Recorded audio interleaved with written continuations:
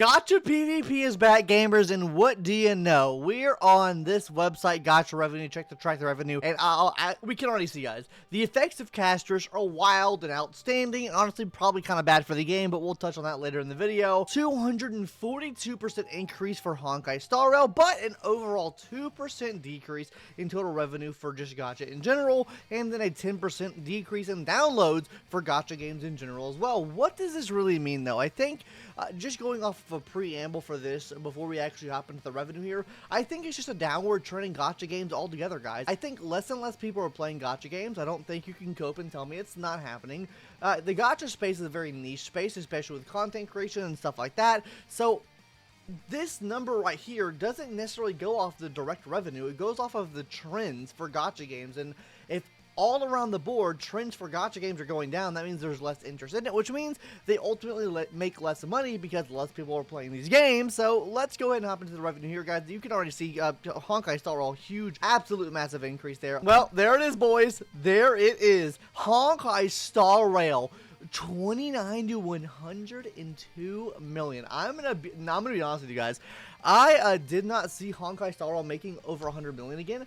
I thought it would reach maybe 90 million max. I'm surprised it reached 102 million. Am I happy that it did? Probably not, because I mean, this just incentivizes global passives and all the predatory practices they put in place for this update. People in the comment section will shit on me because, oh, my brother, I hate on the game, fuck you. No, there are predatory practices, mainly the global passive. I saw other people online complaining about the packs they have added into the game, where if you buy, you get more packs unlocked and stuff like that. Like, the more you spend, the more you earn type of thing. I don't necessarily have a problem with that. I think a lot of Gacha games do that. It's a single player game. It's not a PvP game at the end of the day, guys. It's a single player game. It is up to your own interpretation. Now, I would maybe more so have a problem with it if it was a PvP enabled game, because it makes it more scummy. It's hard to push higher ranks that way, but this is a single player game. I really don't have a problem with, you know, them, oh, you spend $5, oh, here's $5 extra of rewards, but if you spend $20, we'll give you $10 extra of rewards. I don't care about the incentivized bullshit there. I'm gonna keep it a buck. Just don't spend your money on these games. You're gonna be completely fine. You'll still be able to beat most of the content anyway, so that's my little rant there. Out of the way, let's go ahead and hop into the rest. Love and Deep Space. Oh, revenue decrease. Oh, that's down bad. Our little husbandos going down. Wait. Oh no. What the fuck is this? Oh no, Genshitters, guys. Oh my god, Genshitters. I'm praying. I pray for the Genshitters, guys. Holy shit. What is this revenue number right here, guys? Holy crap. Are you kidding me? Zenless Zone Zero's catching up to Genshin Impact.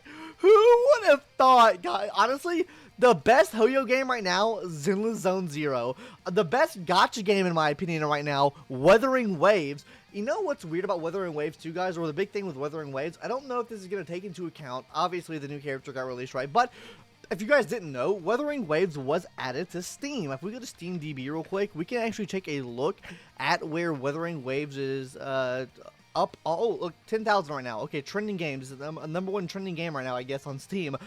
10,000 players online right now. So this does give us some type of estimation on how many people are playing on Steam, that is. Now, this is not a full story, right? I would say that this is probably around maybe 5%. And the reason I say it's around 5% of this number of like these active players playing on PCs, because most people have the clients and also like just the game downloaded on their PC already. They're probably not going out of their way to, you know, download the game on Steam at this point, right? It's only a select few people going to download the game on Steam. So honestly, hey, I love to see it. You know, this is doing really well here. 10,000 concurrent players. I'm curious to see how this number pans out over, I guess, a multitude of time, because I mean, is it going to go lower or higher? It'll give us a small brief insight on to how well Wuthering Waves is doing, because Zenless and none of the Hoyoverse games are on Steam, so it's hard to see that, right? But I love to see 23 million. It's going above Genshin Impact. Fuck you, Genshin shitters. Ah, yes. We love to see it. Now, all I need for Wuthering Waves to do, I mean Zenless Zone Zero to do, is surpass Genshin Impact. Oh, we can only hope for the day that Genshin Impact falls below Zenless Zone Zero. But overall, this looks like an overall net loss again, or like an overall decrease. Maybe it's not an overall decrease. I have the revenue charts here. Is this? Oh, never mind. No, it's definitely up. It's definitely up. Oh, but it's still below January. It's even still below December. What happened? Yeah, this is Genshin's big patch. Okay, so it's actually still below on revenue here. Am I tripping? Yeah, it's still below on revenue, guys. So from the looks of it, maybe a little bit below revenue. So it's still on a downward trend. Hoyoverse is all still on a downward trend. We'll actually plug all the numbers in and see what that looks like in a second here. All in all, guys, with the whole Genshin thing right here, I think this does show the amount of effort they're really putting into the game.